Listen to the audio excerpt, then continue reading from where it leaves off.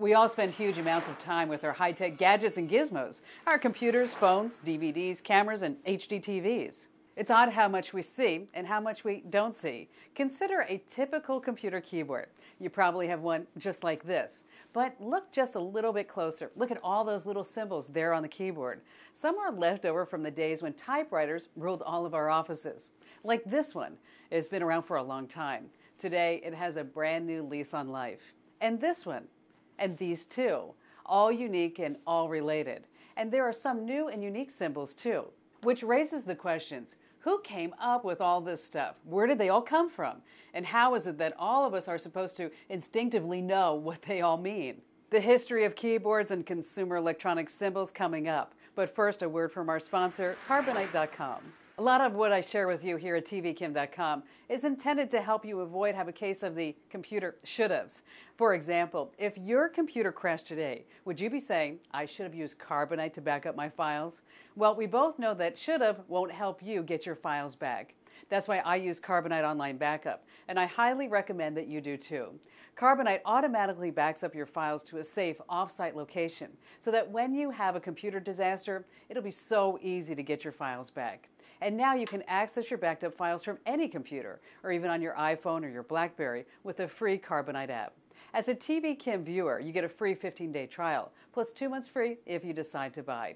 Find out how easy Carbonite is. Just click on the Carbonite ad right over there, and they're going to show you everything that you need to know. Carbonite, back it up and get it back. For most, this is the very first button we press each morning. It's a form of collective knowledge. We all know that this little broken circle with a line is the power button. Know where it came from? Here's a little fun fact that you can use to impress your family and friends. This symbol goes back to World War II. Engineers used the binary system to label power buttons. A 1 meant on, a 0 meant off. In 1973, the International Electrotechnical Commission officially coded the broken circle and line as meaning stand by. And where would we be today without the play button? This one came to us from the days of analog recording tape. Today, the play button is everywhere. It's just a little triangle that first appeared on reel-to-reel audio and video tape decks back in the 1960s. The direction of the arrow shows the direction the tape is moving. Even in today's digital world, this symbol works. And of course, there's pause, and this one is easy. Who reads music? In musical notation, it's called a caesura, meaning wait for it or pause. Now then, do you remember these?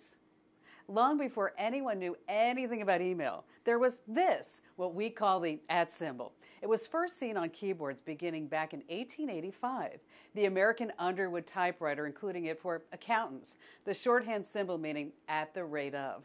It's called the snail in Italy and France, the little mouse in China, and it's the monkey's tail in Germany. You use this little symbol today because in 1971, computer programmer Raymond Tomlinson decided to insert it between computer network addresses.